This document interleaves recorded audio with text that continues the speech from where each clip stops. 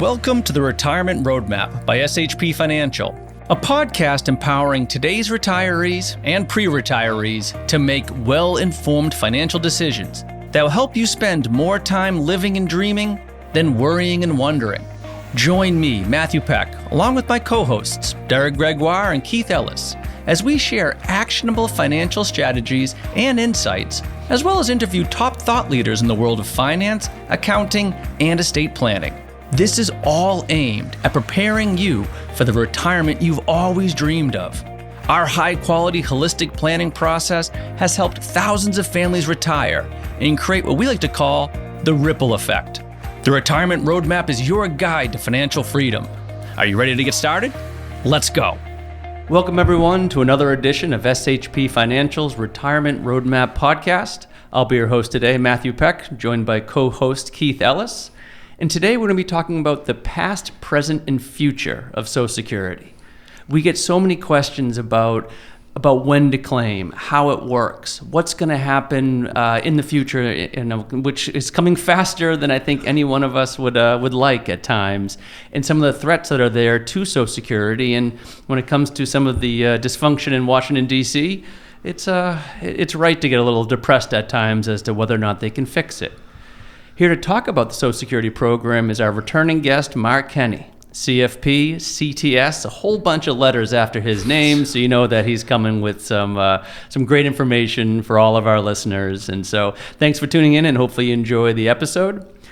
Before we get into the past, present, and future, how's everyone doing? Keith, Mark, welcome to the podcast. Welcome back. Well, thanks for having me. Thanks for coming in, Mark. Yeah, had a great weekend. A lot of flag football with the son. We got some games in, and the playoffs start next week, so he's very excited. And Halloween, obviously. Yeah. Same with me. Flag football weekend. We're in the championship, so yeah, rolling. Oh, nice. There it is, right? Yeah. So did you guys play flag football growing up? No, it wasn't even a thing, right? No. Like, I don't even know what... It's an Olympic sport now. Yeah, I've heard that. Yeah, so what, beginning in 2028, there's an Olympic sport? Yeah. And it's going to be held in L.A., and there's going to be, I guess, a number of countries that play it. So it's obviously taken off across the world. And I've heard, too, that NFL players might be playing in it, too. I'm not sure if you heard. That would be awesome. I think Tyreek Hill was trying to get... Yeah, they did it for the Pro Bowl this past year. Did they? Yeah. They're going to do it again this year. It was fun. It's fun to watch. It's a fun sport for the kids to play, too. Oh, absolutely. And just one of these things that never existed. Or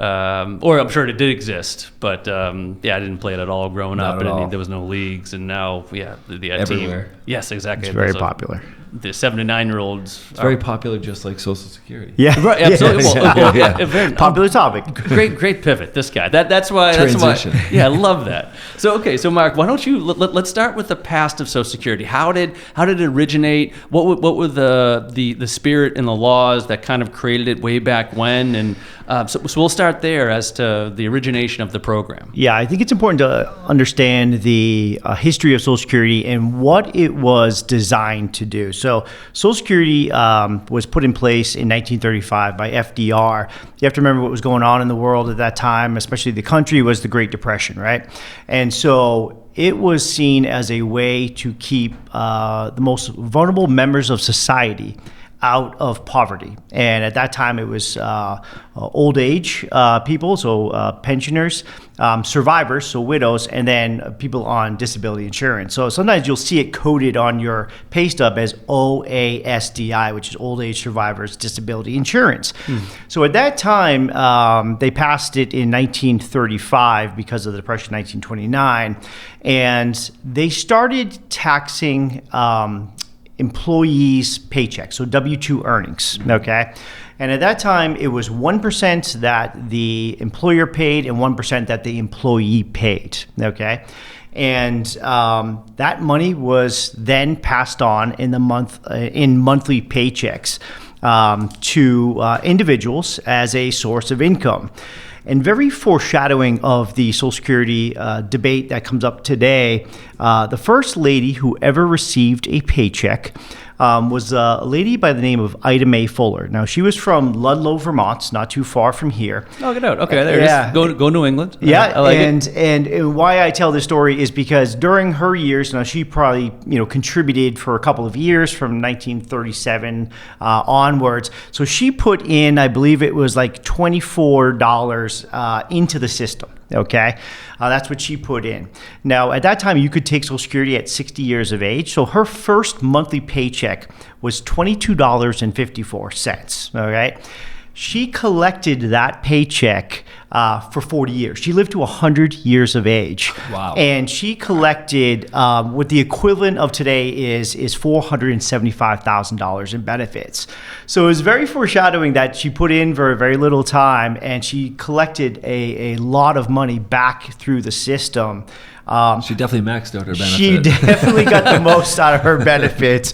But yeah, she lived to 100 years of age and collected, that monthly paycheck plus cost of living for 40 years. Well, and that was one of the things I've always heard about Social Security is that back in, again, 1935, when they had selected the age of 65 or different ages to begin benefits, that was the life expectancy. Correct. So the life expectancy was called the mid-60s. I mean, at that point, obviously, we could talk about the health and the lifestyle and everything that led to, an early sort of a demise, if you will, at least comparatively speaking now. So to a certain extent, they almost never expected to pay it out. And then here, their initial recipient. Their first recipient. And that's why I think it tells a great story about where Social Security is today and the changes that they talk about making, because life expectancy has, gone up exponentially.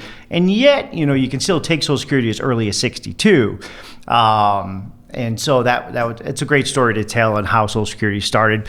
But again, why they put the system in place was to have some sort of income, not your only source of income, but some source of income to keep you out of poverty and protect those most vulnerable members of society. Well, and I think that's a great point to really emphasize that it was never meant to be your only income source. It was meant to be a complementary income source, or more so that if you have literally, as I said, poverty, to kind of keep you above the impoverished line, to keep you not on the street, almost like to prevent homelessness to a certain extent. And I think the other thing, and I wish I had the statistic to talk about it, but it's sometimes very scary when they talk about how many retirees don't have savings, and then they are living off just Social Security. Now, I'm not sure how people ended up in that position exactly, and whether there was circumstances and choices or whatever that may be, but there's a high percentage of people, or a lot of people out there that are living off just Social Security. Yeah, actually, Forbes, in doing research for this, Forbes estimates that 40% of people on Social Security, that is their only source of income. Okay. Wow. So you can see why it's important to have Social Security, to keep those 40% of people with some source of income, which essentially keeps the economy going, right? But how to take Social Security too, because you want to make sure that you're maximizing your benefits and getting the most for it. And there's so many complicated rules around Social Security and who's eligible, and hopefully we kind of unravel that today. But yeah, it's seen, and even the Social Security website will indicate to you that this shouldn't be your main source of income in retirement. It's just there as a supplemental source, again, to protect you. Well, it's interesting because as we sit with folks on a weekly, on a day-by-day basis, we're looking at building what we always describe as a holistic retirement plan. We're looking at investments, we're looking at taxes, we're looking at healthcare, we're looking, how to take healthcare, looking at how to leave assets from one generation to the next. But the big one, and probably the most important one, is income, because once you retire, you don't have a paycheck, right? That's correct. And Social Security kind of provides a floor as a way to get some, consistent income, almost like that paycheck that you were previously getting. So when we look at building an income plan, one of the things we focus on the most, and the questions we get asked the most by most folks, I would think, at least I do, is around Social Security maximization. When should I take it? Why should I take it at that time? What are some benefits of delaying it? What are some benefits of taking it early? So I don't know if you could speak to that, if you guys deal with that at all too, but I think it's a huge part of it. When you're looking at a plan, you start with your income and then build from there. Yeah. So the first question we usually get is when to take Social Security. And unfortunately, there's no right answer, right? But I always say that the wrong answer could possibly leave tens, if not hundreds of thousands of dollars in potential income on the table. So that's why when we take a comprehensive approach, we're asking questions about your health, right? About how you feel about legacy, about your other income sources, so that we can make the best educated decision on when you should take Social Security. And what I find is that a lot of people will go into the Social Security office. And remember, the Social Security, that person doesn't know your goals, your objectives, your whole financial plan. Right. And they will often tell you, oh, just wait till 70 because you get a larger benefit, right? And they don't know that this person plans on retiring at 62, and how are they going to fill that, void for 8 years? Or maybe they're not in the greatest of health, and as we know, Social Security kind of dies with you. So, you got to get a personalized approach to how to take Social Security. You can't just say, everyone should wait till 70 because it's a bigger number. Well, sorry. So let's unpack that then. So okay. What are the factors? And let's sort of take them one by one. And what should people consider when deciding when to take Social Security? Yeah, great question. So you have to remember, Social Security isn't this free money that you get. You pay into the system, okay? And you pay a lot of money into the system. Pretty much everyone listening. Yes, absolutely. That's it. And remember when I said when it first started that you were paying in 1% of your salary. Now it's a lot more than that. 6.2% of your salary goes into Social Security, and then your employer pays another 6.2. So those self-employed individuals out there, they know that they pay both sides of Social Security. So you can see that the funding has gotten a lot more because so many more people are on there. So factors that you have to weigh when looking at when to take it. Obviously, age is a huge element of when you should take it. You can take Social Security as early as age 62, or you can delay it all the way to 70. And Social Security does incentivize you by giving you a raise every year, okay? And I'm not talking about the cost of living raise. I'm talking you'll get more of your money depending on when you take it. So you first want to look at your age and determine when you want to take it. The second factor is if you're working, okay? So everyone here listening to this should know what Social Security deems their full retirement age, okay? And full retirement age, a lot of people think it's 65, that's tied to Medicare, and it's not, okay? It's actually determined by the year you were born. And so to put it in perspective, anyone born before 1954, it is 66 years of age, okay? And then from 1954 to 1960, you add 2 months to 66, okay? And then from anyone born 1960 or beyond, it's 67. Mm-hmm. And again, that's what Social Security calls your full retirement age. And basically what that means is you get 100% of your benefit at that time, okay? Now, again, you can take Social Security earlier than your full retirement age, but you're limited to how much income you can make, all right? Yeah. And when we say income, we're not talking about IRA distributions or rental property. It's earned wages, W-2 wages or self-employed wages. And I think next year, the Social Security office has set about $23,000 as the limit that you can make. So you're someone who makes $40,000 a year and you want to take Social Security early, again, before full retirement age, you end up giving your benefit back because you're limited by how much you can earn of that factor. Once you reach full retirement age, I always say to my clients, you can be Tom Brady, you can make $10 million a year and still collect Social Security. It's not affected by that. So earnings or how, if you're working, that is a huge factor. Health, okay? So your health is a major factor in determining when you're going to take Social Security because, again, Social Security passes with you, right? Unless you have a spouse who can get some sort of residual benefit from you. We've done the math, guys, and we know that like the difference between taking it at full retirement age or maybe waiting till age 70 for a higher benefit, usually the break-even's around 80, 81 years of age. Mm-hmm. And what that means is, yes, if you can tell me that you're guaranteed that you're going to live to 85, okay, you will technically get more money out of the system by delaying that. But I always think there's a qualitative element, Social Security. And I say this to clients, like, do you value $4,000 I a month at age 85 versus $3,000 at 67? Because obviously we can do more stuff with that.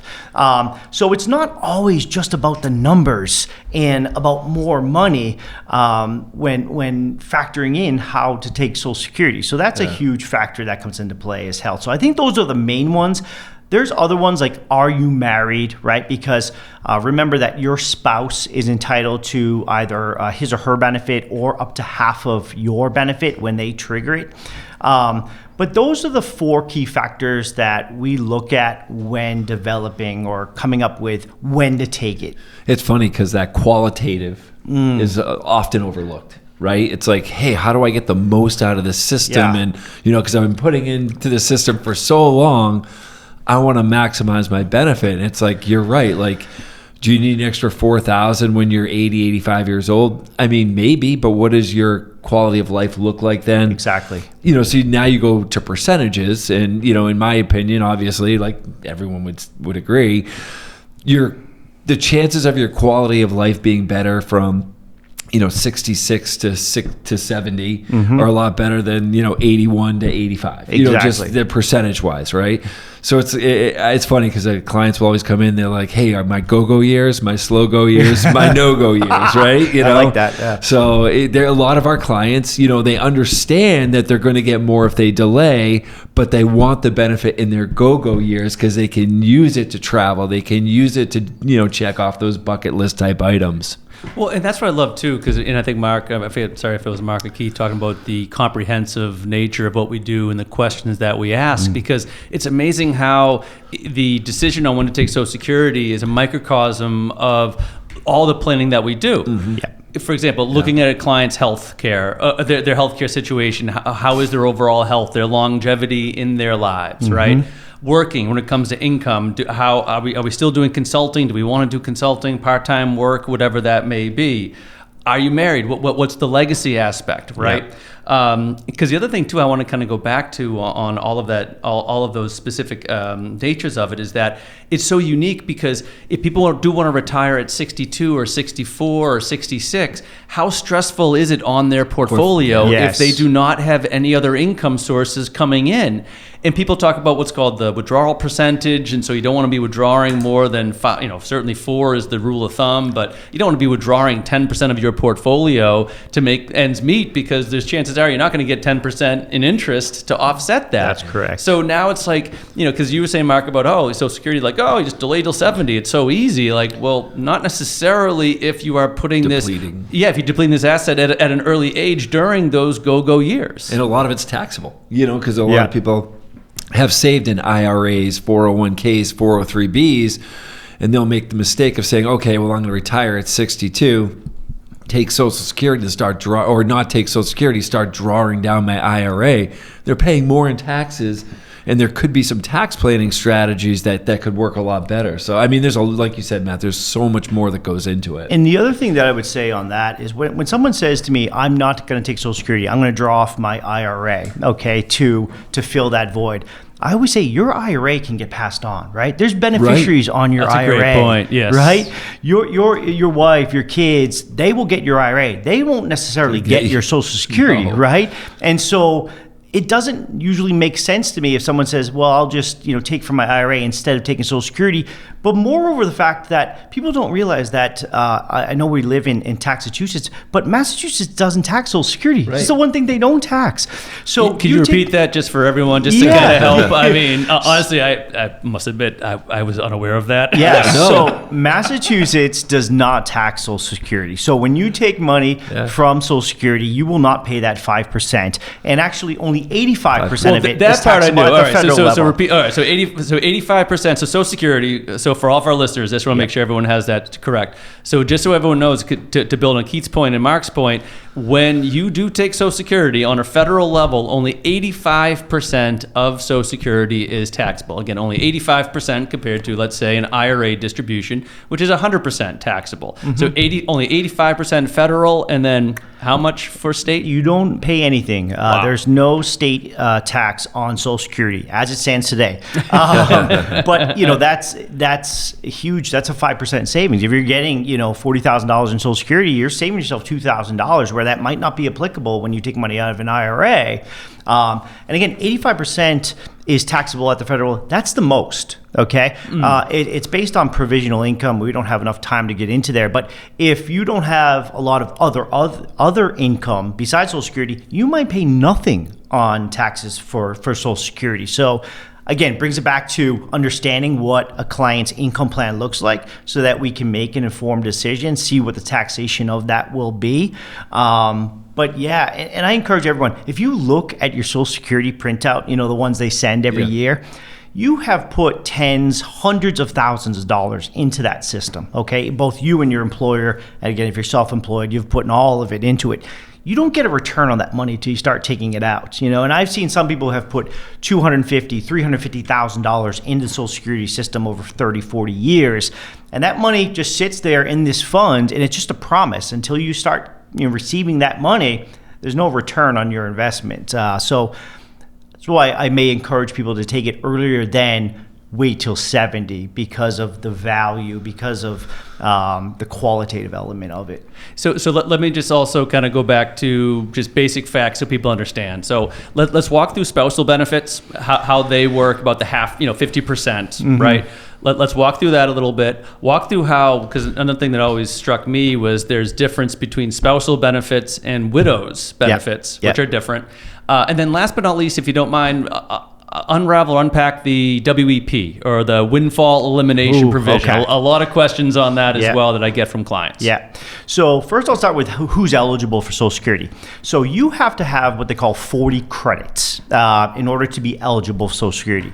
And you can earn up to 4 credits a year. All right. Now this used to be called quarters, meaning that you could only earn 4 quarters a year, and mean you had to work all throughout the year. Now you can get 4 credits if you earn enough, and I think it's around $8,000 you have to earn, and then you get your 4 credits. Whether you earn that by January 15th or in March, you earn your 4 credits. Once you have 40 credits, which is essentially 10 years of working, you're eligible for Social Security. Now, how they calculate how much you'll get is based on your highest 35 earning years. 35. So what they do is they look at your highest 35 earning years, and again, this is all on the Social Security printout that you get every year, and they do adjust it for inflation. So the money that you were making in 1980 was obviously less of a paycheck, but that does have an inflationary element to it that kind of brings it into today's dollars. They then average those out, and that comes up with the amount that you will get. Now, keep in mind, if you only worked 25 years, those other 10 are given zeros, and obviously brings the weighting down. When you apply for Social Security and you're married, okay, you are eligible for either your benefit or half of your spouse's, okay? So if we have a scenario where a husband has a benefit of $2,500, and let's say a wife who took years off to watch the kids, raise the kids, and her benefit is $1,000. Well, technically, she can get up to half of his, all things being equal, at full retirement age. And moreover, the higher benefit carries forward. So if he was to predecease her, essentially she'll be getting about $2,500 a month, which is, again, another factor we look at is, are you married? Because the higher benefit does carry forward. And then if you are now full retirement age, now if you go early, there is a penalty. There is correct. Yeah, you get a little bit less. It's roughly about 8% less by every year you take it before that full retirement age. That's why it's so important to know what your full retirement age is. And again, if your full retirement age is 67, you're taking at 62, you're getting quite the haircut, about 40% haircut for that benefit. But again, you're filling that income gap for 5 years instead of waiting. You brought up a good point, Matt. So widowers are actually allowed to take Social Security at 60 instead of 62. So they get it earlier, and this is based on, if they were married again at the time of the spouse's passing.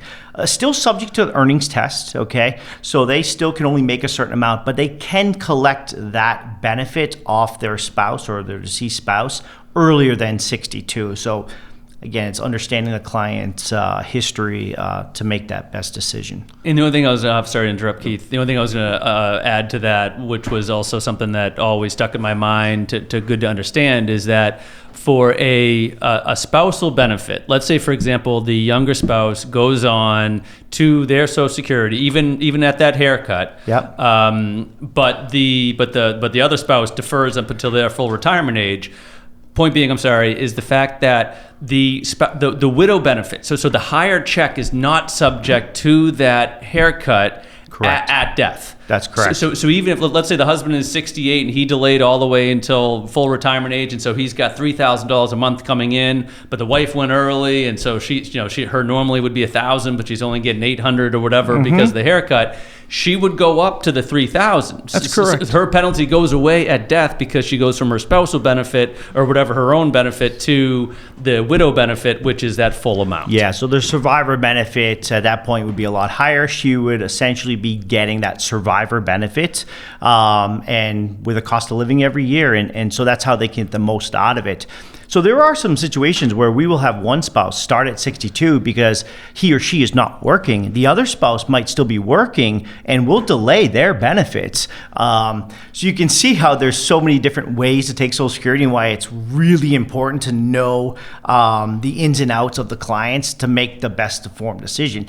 Because you can't undo it. A lot of people know you get one do-over, which is a little unknown fact. It really is. That you can technically pay if you start Social Security 62 and you say, what, I had one client do it as well, right? Where they said, I'm actually thinking about going back to work. You can pay back everything you've gotten over that year and say, listen, sorry, I didn't mean to do it. I'll do it later on. But for the most part, after a year, you can't really undo it. You're stuck with your decision. But yeah, you can see all the intricacies that come into play in understanding the client and how to get the most out of it. And we don't even have to get into this, but just so folks know, beyond widow's benefits, there's divorcee benefits, there's disability benefits, there's minor benefits, meaning like if you're older and you have a younger child. That's correct. So it is really, really important to work with someone. Like you said, you can't just go to the Social Security office and say, hey, look, I'm ready to file for my benefit, because you could be missing part of your benefit. Yep. It's really important to work with someone that knows all these different, I don't want to say tricks of the trade, but it's kind of what it is. It's an information game. Yeah. I've had clients sit down and they'll be single, right? And one of the questions I'll ask them is were you married? And sometimes they'll look at me and say, why are you asking this? And I always say, listen, there's a reason why I'm asking this. And they'll say, I'm just really gossipy. And they'll say, I was married 20 years. Unfortunately, we were divorced. Well, that opens up what they're 100%. Eligible for. And then, and people don't realize that ex-husband, right, can get remarried 16 times, and it does not affect her benefit at all. And it doesn't affect his either. It doesn't affect his either. Because sometimes they're like, well, I don't want to ruin his, exactly. Hers, you know what I mean? They think, I don't want to take it, but you're entitled to it. And so it's an information gap. We know the information that's going to get you the best or the highest benefit that you deserve. And again, it goes back to Social Security doesn't know that. Social Security office doesn't know that you were married for 15 years and all that stuff. So that's why it's you got to get the right information from the right people. All right, which is so true, right? So let's do two more things before we wrap up. Let's talk about that. Speaking of the information game, which I love as a great way of kind of generalizing. Talk about the WEP. Okay. I think a lot of people have questions about that, about the penalty that applies if you're a public servant, firefighters, teachers, etc. The WEP or WEP provision, what is that, and how does it impact Social Security? That really plays a part, especially in Massachusetts, right? So we have a lot of people that don't pay into Social Security. My wife's a teacher. She does not pay into Social Security. She's under a different pension, right, run by the municipality or the state in some instances. And so when you're not paying into Social Security, you're therefore not getting credits. You might not be eligible. However, we have some people that did work in the private sector, okay, and they were paying into Social Security and maybe became a teacher later on in life or maybe became a police officer. And that's when this WEP applies. And there's a formula that basically says the more credits that you have through the Social Security system and the higher your pension amount, those all play a factor in how much of a WEP or windfall elimination provision is applied to your benefits, okay? So basically, the more credits you get, the less of a elimination that your private pension will have on you. And so it can be 90%, it could be 0, depending on how much credit you have. And like I said, the other factor is how big is your pension, right? Is your private pension $5,000 a month or is it $500 a month? That plays a part in the overall how much you can get in Social Security, because you can't be paying, when you're a teacher and you're paying into this private pension, you're not paying into Social Security.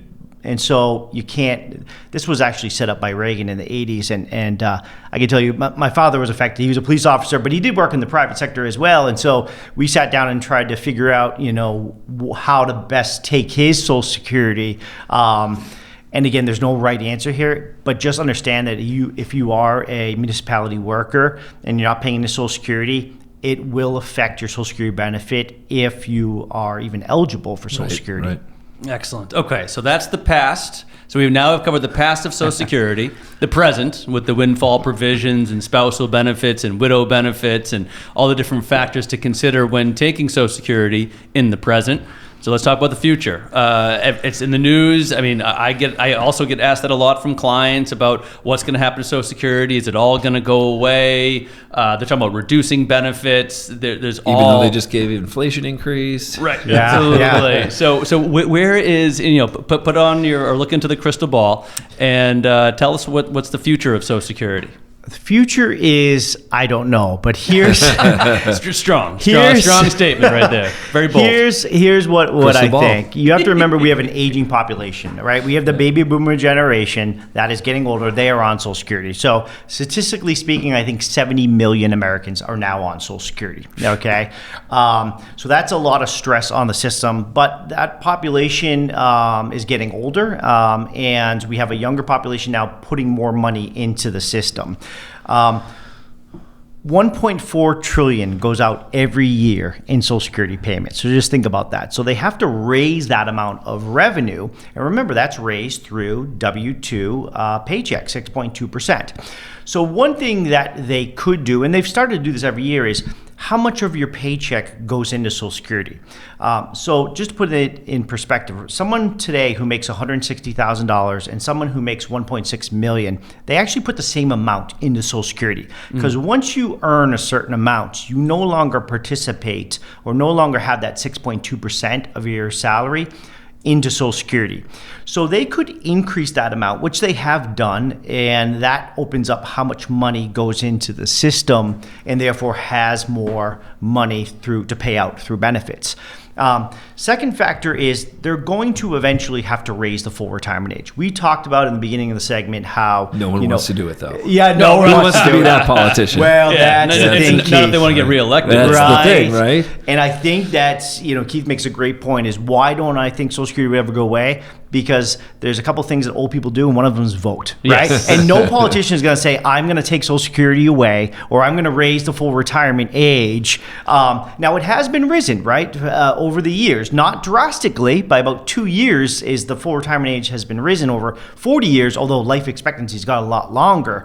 But I think they will start to raise that. And what they'll do is they'll grandfather people in, and they'll make it, like my son, his full retirement age will probably be 75, right? Right. But they'll gradually increase that over time, because I think the scariest thing is now on the Social Security printouts, which I've alluded to a couple times here, they have actually put on here, and I had to see it for myself, that they will run out of reserves in 2034, right? So basically, and at that time, they say we can only promise that 77% of the benefits can be covered by the income coming in. So again, I think they'll have to find a way. 10 years to fix it. 10 years. They got time to fix it, and it's all based on politics and how they're going to do that. But I think you're right, Keith. No politician is going to say, you know what, we're doing away with Social Security, especially when we said 40% of people rely on it as their only source of income. You can't take that away from people. They can't eat, they can't pay their rent, their mortgages, and the whole economy collapses,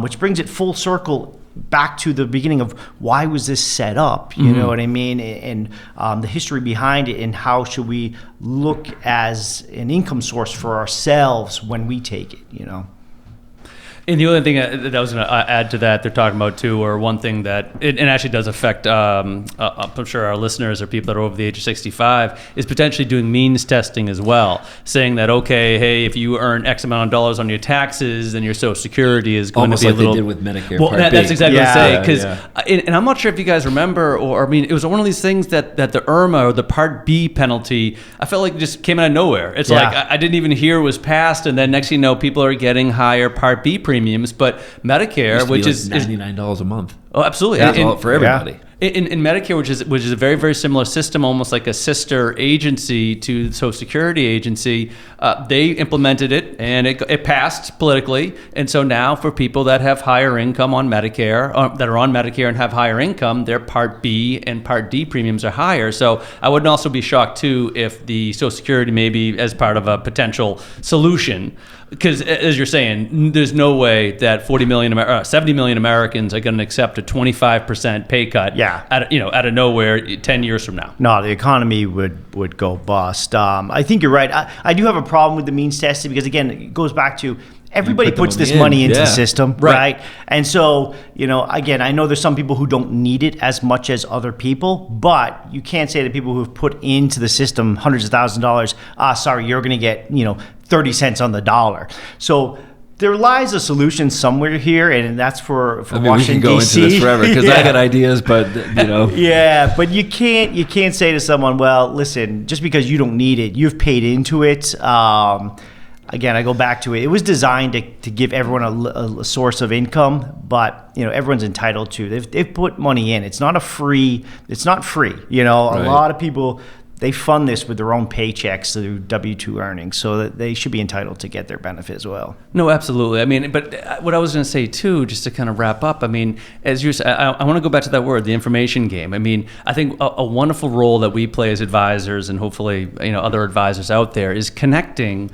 the, all that's happening with the Social Security, all the different options, the spousal benefits, widow benefits, going early, the penalty, the taxes, connecting all of those features, connecting all those dots for the client. I mean, it is so huge, because, and I think the other thing, Keith, you'd mentioned too, just about the qualitative of it, of okay, what's more important to you? Money now in your 60s or early 60s, late 60s versus your early and mid 80s. And so those are all the things that have to go into a good financial plan. And this, as you can see, is spending 35 minutes on just one decision as compared to all the other decisions that clients need to make, right? About working, about spending, about how to invest, about legal decisions, tax decisions, et cetera. And so that's just why I think we all, as you can probably tell by listening to us, enjoy what we do every day, because we're helping to put together that puzzle for our clients, play the information game, and bring it to them to help their retirement, help their lifestyle, help their families. So hopefully everyone has an advisor that is doing that. If not, obviously we're happy to help. But just wanted to thank everybody on the panel, I guess, if you will, for a nice little exploration of Social Security, both past, present, and future. Certainly, if you've enjoyed this podcast, please subscribe to it, as well as listen to all of our other ones on our library. And our producer Evan can show us how to do it. I'm not 100% sure. I know it's doable, but just want to thank you all for your time and for your attention. And stay tuned to the next one. Thanks for listening to the Retirement Roadmap podcast by SHP Financial. If you've enjoyed today's episode, be sure to hit the subscribe button so future episodes are automatically downloaded directly to your device. And if you've liked what you heard, please share the show. Create your own little ripples so we can help even more people with their retirement goals. If you want access to all past interviews, including notes, resources, and exclusive content from SHP Financial, visit shpfinancial.com/podcast. Thanks again for joining us on the Retirement Roadmap podcast. And for all the attorneys out there, disclaimers and disclosures, I'm just going to put on my super serious voice and add our own. No statements made during the Retirement Roadmap podcast shall constitute tax, legal, or accounting advice. You should consult your own legal or tax professional on any such matters.